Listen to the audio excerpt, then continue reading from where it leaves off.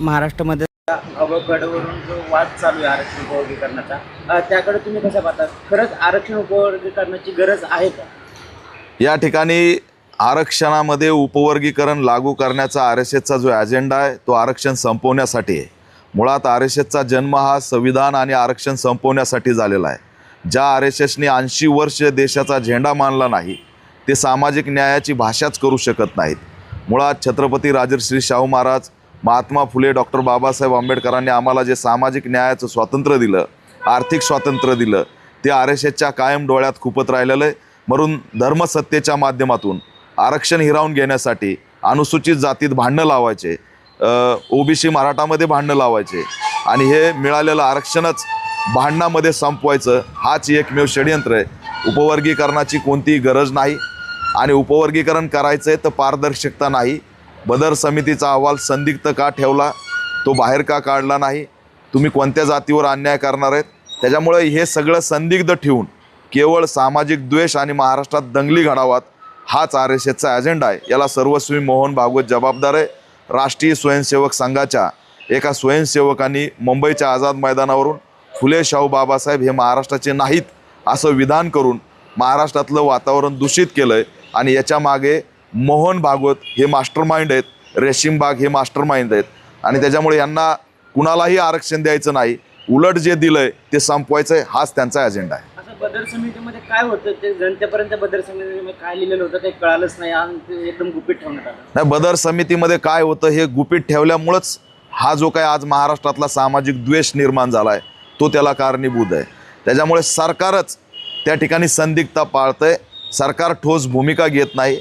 आमच्याकडे अनेक मुद्दे होते, सोमनाथ सूर्यवंशीला न्याय मिळालेला नाही, शेतकऱ्यांची कर्जमाफी झालेली नाही, सामाजिक न्यायाचं स्वतंत्र बजेट कायदा आणलेला नाही, आज दलित अन्याय अत्याचाराच्या घटना शेकडो हत्याकांड महाराष्ट्रात झालेत. हे मुद्दे दाबण्यासाठी हे असा काहीतरी अहवाल आणला आणि सगळ्याच मुद्द्यांना दाबून टाकला अशी स्थिती आहे. त्याच्यामुळे केवळ दिशाभूल करायची. हा बदर समितीचा पूर्ण अहवाल बाहेर आला नाही पण त्याच्यामधलं एक पेज व्हायरल झालं ज्याच्यामध्ये 8% बौद्ध असून त्याला 65% आरक्षण द्या अशा मागणीचं एक लेटर व्हायरल झालं. मग तुमचा समितीचा अहवाल एवढा गुप्त होता तर त्यातलं हेच पत्र का व्हायरल केलं? तर हे सरकार करते, RSS सरकार करते, यांना दंगली घडवायच्यात आणि हे करण्यासाठी त्यांनी त्यांचेच माणसं ट्रॅप केलेले आहेत. आपण जर बघितलं असेल तर सुनित्राताई पवार ह्या राज्याच्या उपमुख्यमंत्रीत, बदर समितीचा अहवाल त्यांनी स्वीकारला आहे आणि त्यांच्याच पक्षाचे आमदार राजकुमार बडोले हे वर्गीकरणाच्या विरोधातल्या आंदोलनात सक्रिय आहेत. दुसऱ्या बाजूला BJPचे गोरखे हे सुद्धा मातंग समाजाचे आहेत आणि ते BJPकडून मातंग समाजाच्या बाजूने भूमिका निभावत आहेत. म्हणजे महायुतीशी रिलेटेड ज्यांच्या आघाड्या आहेत, ज्यांच्या युती आहेत आणि जे आमदार आहेत तेच आंदोलन पेटवत आहेत, सोशल मीडियातलं वातावरण दूषित करतायत आणि समाजाची दिशाभूल करून महाराष्ट्रातलं वातावरण दूषित करून दंगली कशा भडकतील हा प्रयत्न करतायत. यांना कुणाला काही द्यायचं नाही, दंगलीच्या माध्यमातून विघटन करायचं आहे, हाच यांचा अजेंडा आहे. महाराष्ट्रभर तुम्ही अन्याय अत्याचाराच्या घटना घडल्यानंतर तुम्ही महाराष्ट्र पिंजून काढत असतात. सगळ्यात जास्त प्रमाणात घटना मातंग समाजावर असतात त्या बौद्ध समाजावर अन्याय अत्याचाराच्या घटना सगळ्यात जास्त घटना ह्या मातंग समाजावर असतात. शेकडो घटनांना मी भेट दिली. लातूरला अनुष्का पाटोळे या 15 वर्षीय लेकीला मारून फाशी दिल्याचं नाटक करून खिडकीमध्ये बसवलं, टावेल बांधून तिथं जाणारा दीपक केदार आहे. अनेक घटना, बीडला परवा दिवशी उमेश दळवीचं हत्याकांड झालं, अतिशय क्रूर हत्याकांड झालं. त्याच्यामुळे महाराष्ट्रातला मातंगांचं अस्तित्वच त्या ठिकाणी धोक्यात आहे आणि त्याच्याकडं मात्र सरकार आणि अमित गोरखेसारखे आमदार लक्ष देत नाहीत. त्यांना मरू दिलं जातं आहे, तिथं आवाज उठवला जात नाही, त्यांच्या मूलभूत प्रश्नासाठी आवाज उठवला जात नाही. पण त्यांना बौद्ध आणि मातंगांच्या विरोधात वापर करण्यासाठी या समाजाला टॅकल केलं जातं आहे आणि 4-2 लोक हे थेट RSSशी संबंधित असल्यामुळं ते समाजाची दिशाभूल करतायत. परंतु आंबेडकरवादी म्हणून, बाबासाहेबांचं लेकरू म्हणून मी ही फूट पडू देणार नाही. मातंग असो, बौद्ध असो, चर्मकार असो, ढोर असो, होलार असो, अनुसूचित जातीला विघटित होऊ देणार नाही. त्या शेवटी आम्हाला मोहन भागवतला थेट भिडायची वेळ आली तरी भिडू, पण अनुसूचित जातीला आम्ही वेगळं होऊ देणार नाही. मराठवाड्यामध्ये बघितलं असेल ग्रामीण भागातल्या मातंग समाज जो ग्रामीण भागात होतो त्यांना आरक्षण उपवर्गीकरण नकोय, पण काही मोजकेच नेते समोर येतात आणि याची मागणी करतात. सरकार त्याचा गांभीर्याने विचार करताना दिसतो नाही. ते महत्त्वाकांक्षी आहेत. मातंगांच्या 20-30 लाख मतदारांवरती डोळा आहे आणि शेवटी आंबेडकरवादी समूह हाच असणारा RSSला उद्ध्वस्त करू शकतो, हाच असणारा देशातल्या संकटाला भापू शकतो, देशातल्या प्रत्येक मुद्द्यावरती आंदोलन करू शकतो. मग या आंबेडकरवादी समूहाला रोखायचं असेल तर त्याचाच भाऊ त्याच्या विरोधात उभा करा, अशा पद्धतीची स्ट्रॅटर्जी वापरली. मोहन भागवतने त्या ठिकाणी आरक्षणाची समीक्षा झाली पाहिजे असं विधान केलं होतं. त्यावेळेस बिहारची सत्ता त्यांना गमवावं लागली होती. त्यांनी ज्यावेळेस म्हटलं की 500 पार होंगे, 400 पार होंगे, संविधान बदलेंगे, त्यावेळेस त्यांना 250वर यावं लागलं. त्याच्यामुळे आता थेट अटॅक न करता अशा पद्धतीने फूट पाडून भावाभावात भांडणं लावून ते एकामेकाच्या विरोधात उभा करून संविधान आणि आरक्षण धोक्यात आणण्याचा त्या ठिकाणी प्रयत्न करतायत. त्याच्यामुळे हे जे काही 4-2 लोक आहेत, जे गरळ ओकताना दिसत आहेत, जे जातीच्या विरोधात बोलत आहेत, जे महापुरुषांच्या विरोधात बोलत आहेत, यांचे VDR CDR चेक केले तर यांचे थेट संबंध BJP आणि RSSच्या मोहन भागवतशी आहेत आणि त्यांच्या इशाऱ्यावरती या शिव्या दिल्या जात आहेत. सोशल मीडिया IT पूर्ण RSS हँडल करते. सगळ्या फेक अकाउंटवरती महापुरुषांची विटंबना होती आणि याच्या मागे मोठं षडयंत्र आहे, हे मी समाजाला सांगू इच्छितो. एकीकडे बघितलं तर मागणी करणारे महायुतीमध्येच आहेत, विरोध करणारे देखील महायुतीमध्येच आहेत. जर आरक्षण उपवर्गीकरण लागू झालं तर नुकसान काय होईल?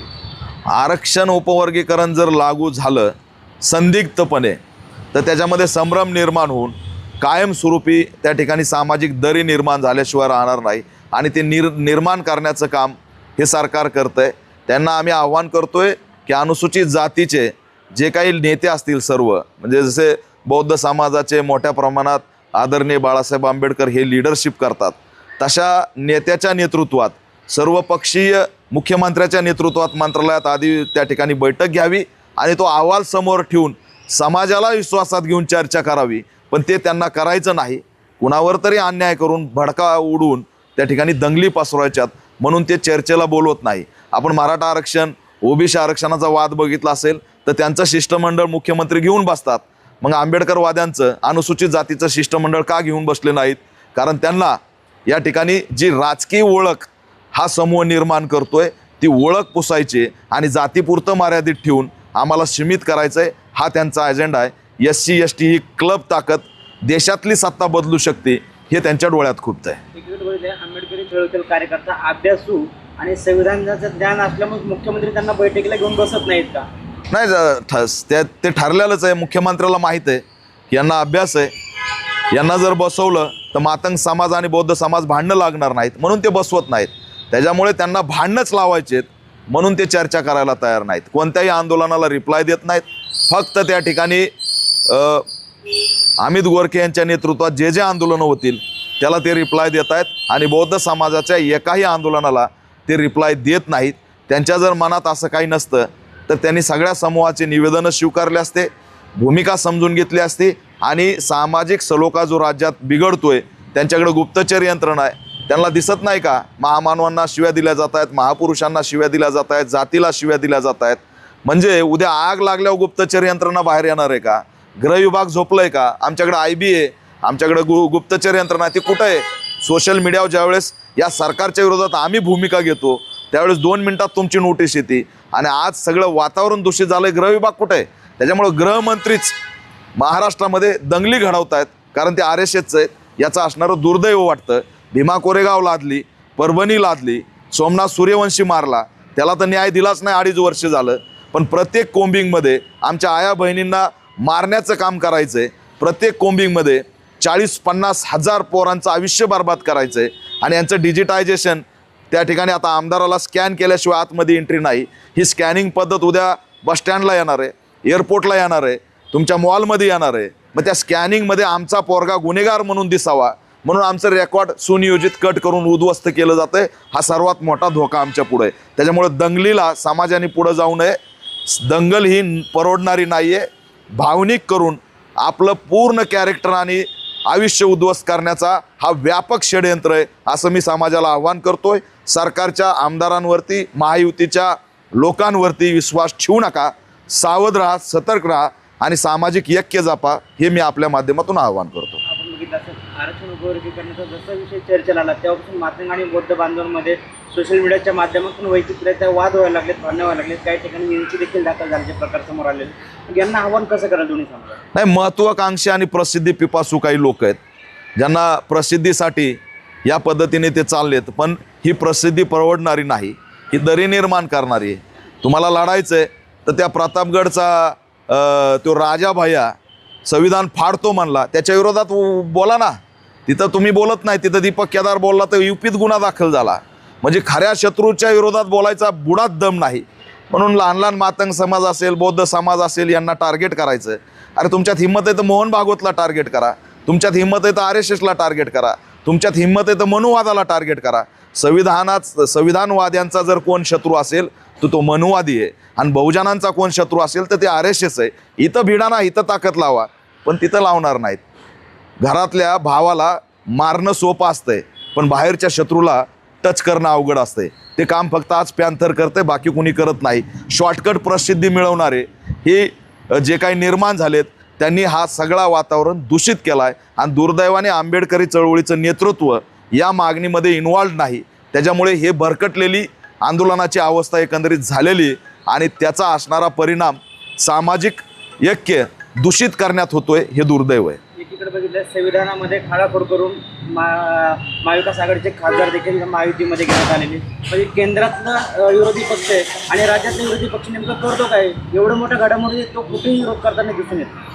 विरोधी पक्ष सत्ताधारी एकच आहेत, BJP काँग्रेस एकच आहेत. विधान परिषदेची निवडणूक बघितली, त्याच्यानंतर हे खासदार पळवापळवी ही सुनियोजित कट आहे. पुन्हा भोसडीच्या वगैरे शिव्या देणं हा सुद्धा कट आहे. पण त्याच्यामध्ये पत्रकारांना टार्गेट करणाऱ्याला आम्ही ठोकून काढायची भाषा केलेली. पॅन्थर एंट्री झाल्याशिवाय राहणार नाही. लोकशाहीची हत्या सुरू आहे, लोकतंत्राची हत्या सुरू आहे, ती आता आम्ही खपून घेणार नाहीत. आणि हेच त्यांच्या डोळ्यात खुपत होतं की विरोधक तर आम्ही कॅप्चर केलेत, सगळे आम्ही अंडरमध्ये आणलेत, आंबेडकरवादी अंडरमध्ये येत नाहीत. ते सगळ्या मुद्द्यावर भूमिका घेतात. मग यांना काय करायचं तर आरक्षणाचा वाद लावून भावनिक आंदोलनात उतरायचं, हा प्लॅन आहे. त्याच्यामुळे आज इथं लोकशाही जिवंत नाही आहे. या ठिकाणी निवडणूक आयोग कशासाठी हा प्रश्न निर्माण होतोय. जर असेच खासदारांना आमदार पळवायचे असतील तर निवडणुका घेता कशाला? ओपन पैशाच्या बोली लावा आणि राज्य करा. हे इव्हेंटसारखी लोकशाही राबवणं हे दुर्दैव वाटतं. त्याच्यामुळे लोकशाही जर जिवंत ठेवायचं असेल तर लोकांनी फक्त सोशल मीडिया व्यक्त होऊन पर्याय नाही, तर जन उठावाच्या माध्यमातून रस्त्यावर उतरून ही लोकशाही वाचवली पाहिजे. आरक्षण उपवर्गीकरणाच्या विरोधात देखील विरोधी पक्षाची कुठलीही भूमिका समोर येत नाही. नाहीच येणार त्यांची. विरोधी पक्ष हा BJPशी संबंधित आहे, RSSशी संबंधित आहे, आणि सगळेजण हे आंबेडकरी समाजावर नाराज आहेत. कारण काही वर्षांपासून त्यांनी आपली राजकीय ओळख सुरू केलेली आहे. काँग्रेसलाही आता आमचं मत जात नाही, BJPला आमचं मत जात नाही, NCPला आमचं मत जात नाही. त्याच्यामुळे त्यांना वाटतं मेले तर मरू द्या, ह्यांच्या डोके फुटू द्या, आम्हाला काही घेणं देणं आहे. अशा पद्धतीने केवळ तुमची राजकीय ओळख पुसायची एवढाच असणारा यांचा अजेंडा आहे.